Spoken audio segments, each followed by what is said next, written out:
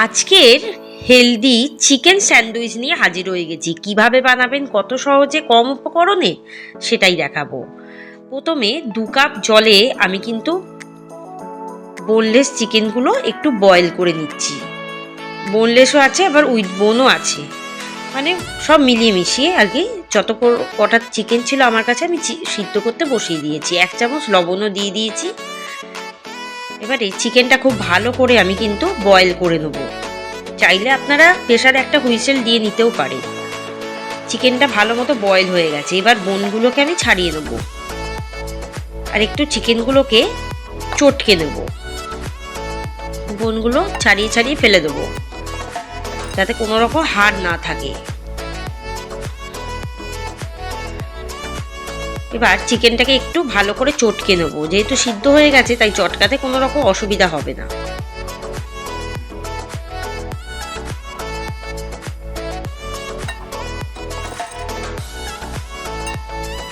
এবারে একে একে মশলা আমি দিয়ে দেবো। 1 টেবিল চামচ গোলমরিচ গুঁড়ো, 1 চামচ অরিগ্যানো, 1 চামচ মিক্স হার্বস, 1 চামচ লবণ, 1 টেবিল চামচ মেয়োনিজ, 2টো কুচিয়ে রাখা পেঁয়াজ, 1টা গোটা ক্যাপসিকাম কুচি, টমেটো কুচি দিয়ে দেবো, 1 কাপ গ্রেট করা চিজ, একটু ধনেপাতা কুচি আর 2টো সিদ্ধ ডিম, কাঁচা লঙ্কা কুচি, আর দিয়ে দেবো 1 কাপ টক দই,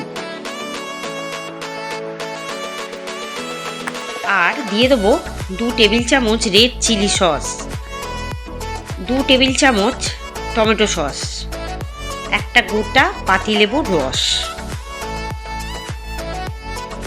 প্রথমে পুরটাকে বানিয়ে নেবো। এবার পুরো উপকরণগুলোকে চটকে চটকে ভালো করে মাখবো। যতক্ষণ না ভালো করে মাখা হয় ততক্ষণ চটকাতে হবে। খুব চটকে চটকে এটাকে মাখতে হবে।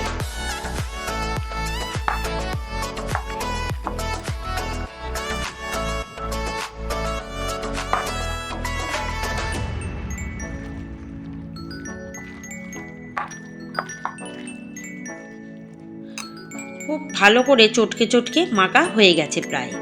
এবারে 1 টেবিল চামচ বাটার দিয়ে ভালো করে মাখিয়ে দেবো পুরো উপকরণগুলোকে।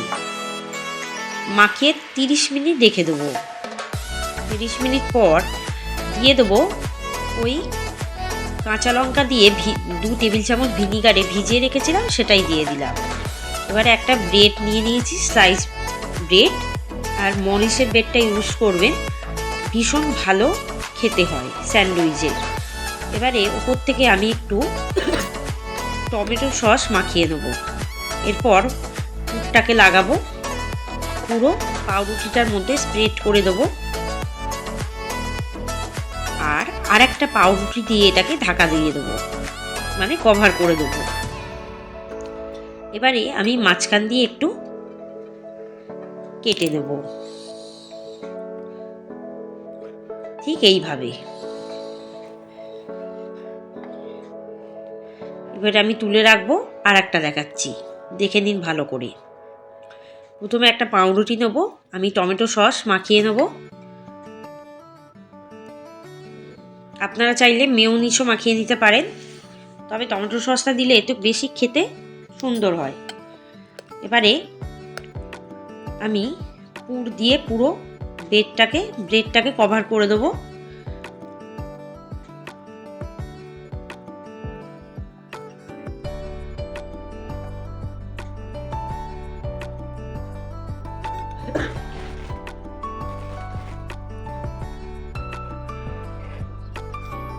এবার তির্যকভাবে কাটবো আমি। দেখুন কাটা হয়ে গেছে। আর একটা মানে মোট একটা থেকে 2টো করে বেরোবে, মানে 2টো পাউরুটি থেকে 2টো করে বেরোবে।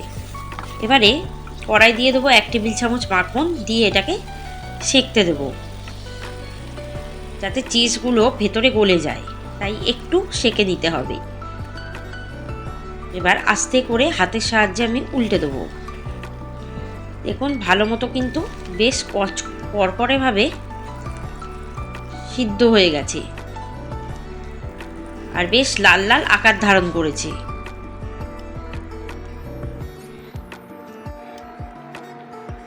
এরপর আমি তুলে রাখবো। চিকেনের পুরগুলোও কিন্তু সিদ্ধ হয়ে গেছে, যে পুরগুলো দিয়ে মেখেছিলাম। আবার ওই বাটারের মধ্যে এটাকে কিন্তু আমি দিয়ে দেবো সেঁকার জন্য। বেশ মুচমুচে হবে ভালো করে উল্টে পাল্টে লাল লাল করে সেঁকলে। দেখুন সেঁকা হয়ে গেছে, পুরগুলো বেশ গলে গেছে, চিজটাও গলে গেছে। বাকিগুলো ঠিক এভাবেই সেঁকে নিতে হবে, তাহলে বেশ মুচমুচে ব্যাপার আসবে। ওপর থেকে একটু ধনেপাতা কুচি ছড়িয়ে দেবো। আর যে পুরটা তৈরি করেছিলাম সেটা আমি কিন্তু একদম ওপরে পাউরুটি সেঁকার পরে আমি কিন্তু একটু স্প্রেড করে দেবো, তাহলে খেতে বেশ ভালো লাগবে। রেসিপিটি ভালো লাগলে অবশ্যই কিন্তু কমেন্টে জানাবেন, আর বাড়িতে বানিয়ে দেখবেন, ভীষণ টেস্টি হয়। ধন্যবাদ।